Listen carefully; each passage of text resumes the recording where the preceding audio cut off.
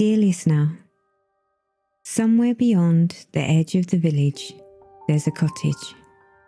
Beautiful, quiet, and touched by something forgotten. A woman arrives with her stitching, hoping for stillness, but the threads have other plans. This is not just a story of needles and linen. It's about memory, about names long unspoken, and about what happens when something calls to be finished, even if no one remembers starting it. Settle in, let the kettle boil.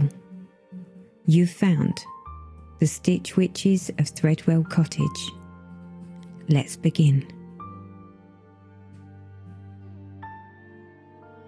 There are cottages, and then there are cottages with presents. Threadwell Cottage was one of the latter. Hidden at the end of a winding lane in the Suffolk countryside, it didn't so much as sit on the land as pose there. With its honey-coloured stone walls, lavender-trimmed shutters, and a rose arbour that bloomed long past reason. The cottage was the sort of place that looked like it had been designed by a fairy godmother with a very good eye for interiors. Its gravel paths crunched softly underfoot. Its window boxes overflowed with trailing petunias and delicate herbs. And if you stood just inside the gate at golden hour, you could smell jasmine on the breeze and hear the faintest chime of wind bells shaped like tiny silver scissors. It was a home of careful, curated loveliness. Everything had been chosen. Everything had a place. And yet somehow, it never felt staged. It felt lived in, loved.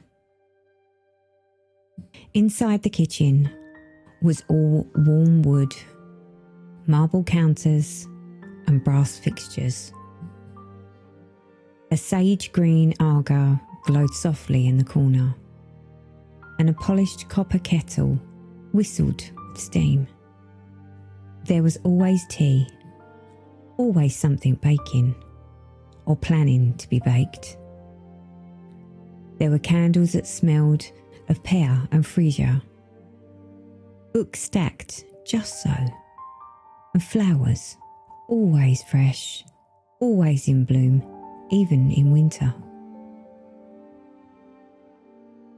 Threadwell was a cottage for people who believed in beauty, who believed in comfort and magic and excellent lighting. It was home to a woman named Olivia and two Cavalier King Charles Spaniels, Peaches and Lulu. Peaches was more regal of the two, with a glossy golden coat and a fondness for reclining on velvet cushions like she was being painted for a museum. Lulu was fluffier, with a cheeky sparkle in her eye and a tendency to steal DMC floss when no one was looking. They were inseparable, adorable, spoiled, frequently brushed. They were not dogs who sat on the floor. No, Peaches and Lulu each had their very own armchair, draped in pastel throws that matched the curtains. They sat like tiny queens beside Olivia, ears twitching occasionally, entirely at ease in their rightful place as co-owners of the cottage. Olivia was everything the cottage suggests she would be. Elegant without effort, her nails perfectly done, her hair smooth and softly curled, wearing a pale cashmere jumper and tailored jeans, even when no one would see her. There was a quiet confidence to her, like someone who had nothing left to prove. Someone who had, as she liked to say, finally begun living her best life. She had once commuted to city, worn high heels on packed trains, spent her days managing diaries and high-stake meetings. Now, she managed something entirely different. Threads, silks, cottons, hand-dyed, in dreamy colours with names like Cloudberry Mist and Old Rose Afternoon. Her stitching planner was colour-coded and laminated. Her project bags were neat, monogrammed, and occasionally misplaced, because beauty does not preclude a touch of chaos. She stitched not just for the joy of it, but for the ritual. Each day had a rhythm.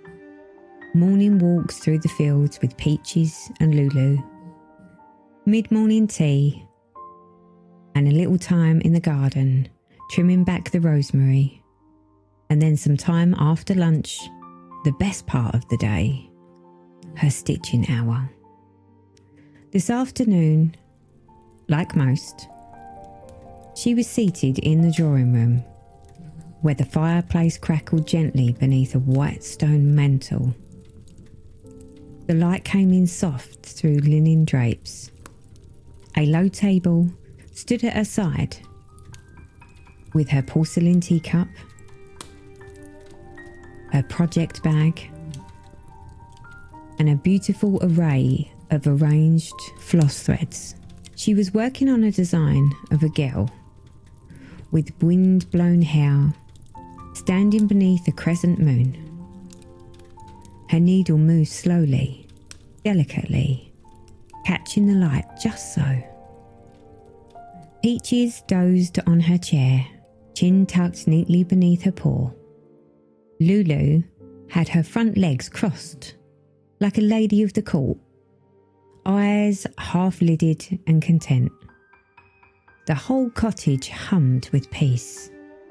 A breeze rattled the lavender in the window box as Peaches lifted her head. She gave a small chuff, just one, and then lay back down again, eyes watching the hallway. Moments later, the front door creaked open. Clara stepped inside, stamping off a bit of leaf mulch from her boots and unwrapping a knitted scarf the colour of wet moss. She was flushed from the walk up the lane, her long auburn braid damp at the ends from mist. Her coat, waxed and well worn, smelled of wood smoke and rosemary. "I found something," she called out. From her oversized bag, she pulled a plum-coloured velvet pouch, tied with a soft golden ribbon.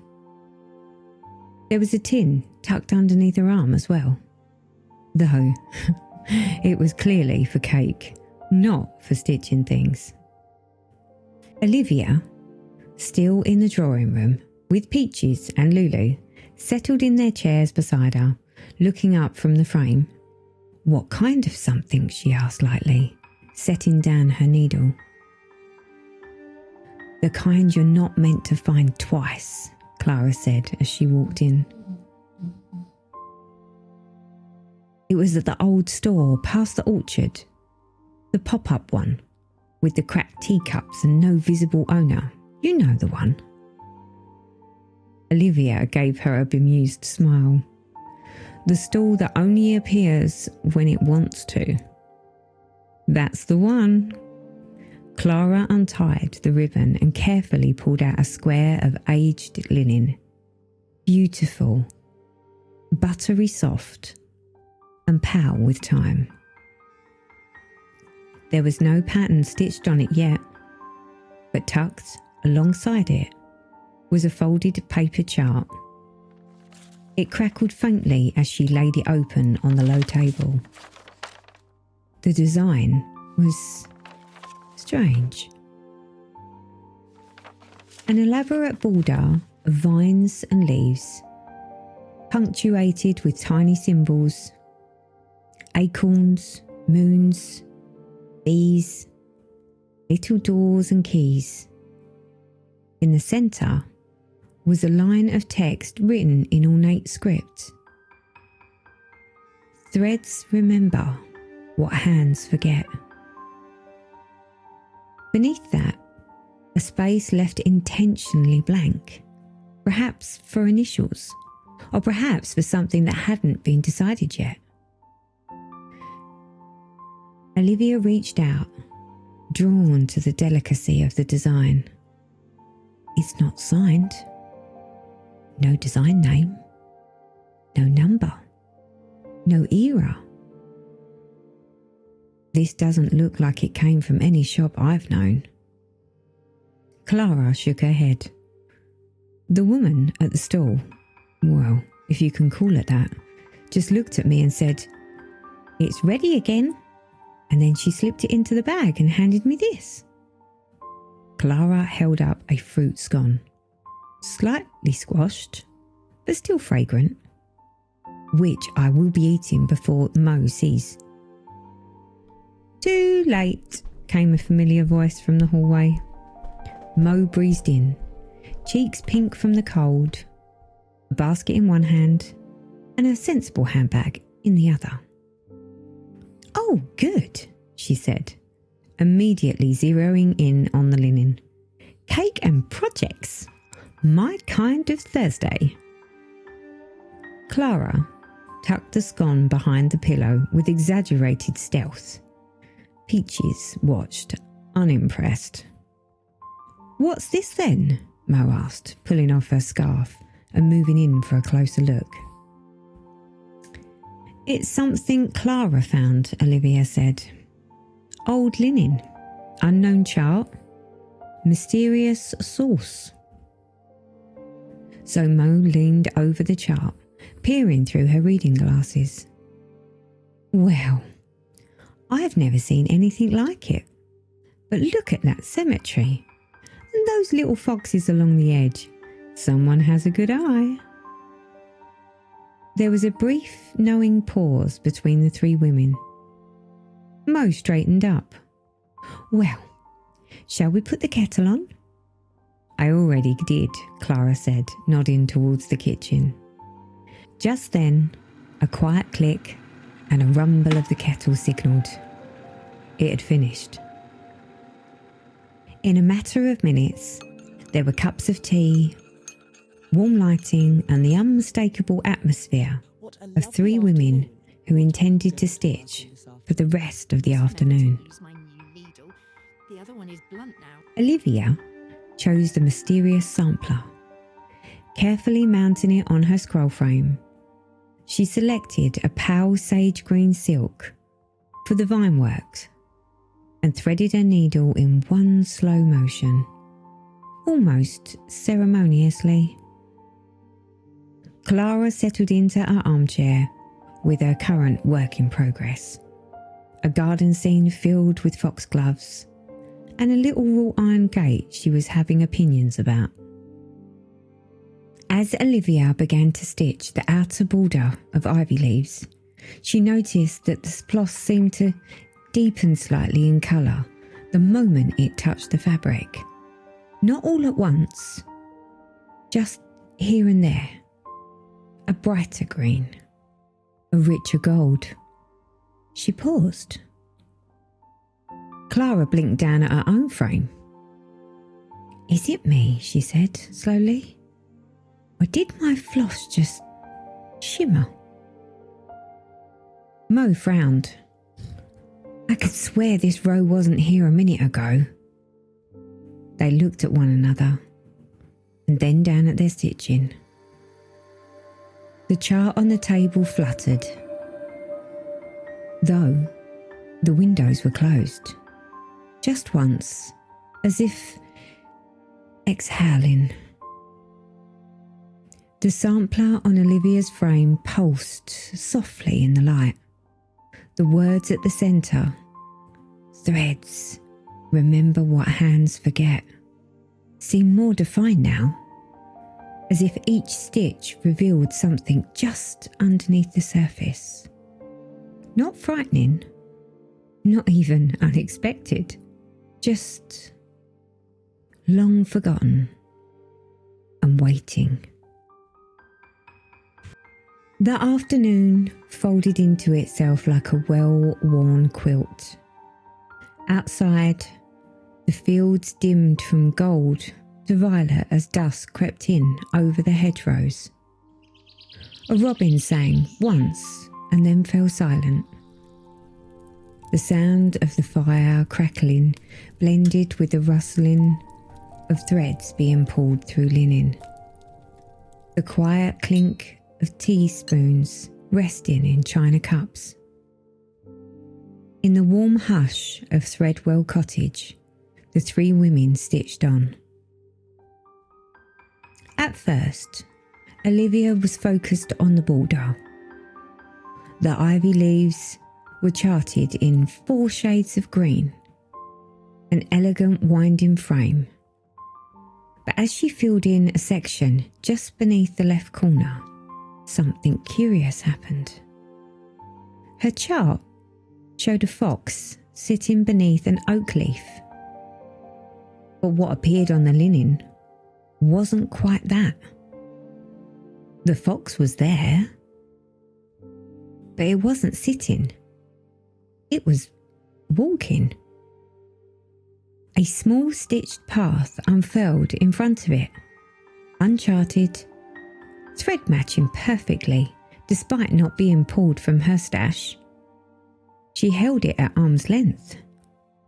"Clara," she said softly. "This wasn't part of the design, was it?" Clara looked over, her foxglove piece momentarily forgotten. "You stitched that?"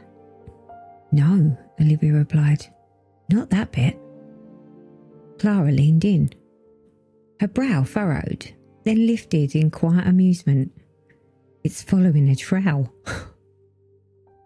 Mo, without looking up, said mildly, "Does the trowel lead to a biscuit tin?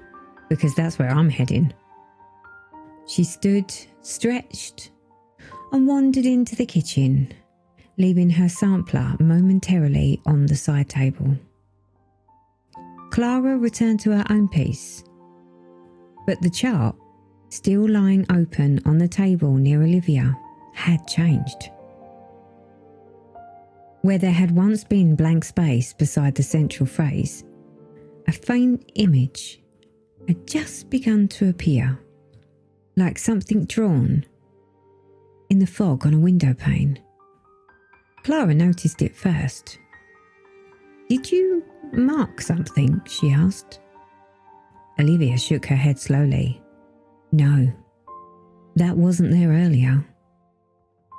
The new element looked like a small house, but not a generic house. Not a sampler-style symmetrical shape with 2 windows and a centre door. No, this was detailed, graceful, perfectly proportioned, with stone walls the colour of warm honey and tall windows trimmed in soft lavender grey. Roses curled up the front in elegant arcs, and in one upper window a tiny golden glow, as if someone had just lit a lantern before dusk. It looked exactly like Threadwell Cottage. Clara's mouth parted slightly. "Did it know we were stitching it here?" Just then, Mo returned, one scone lighter and entirely unaware of what had just shifted. She picked up her own frame and squinted briefly, then froze. "Did either of you add a cat to my sampler?" No, said Olivia and Clara in unison. Well, it's sitting on the windowsill now, Mo sputtered. Not annoyed, just curious. And I didn't stitch it.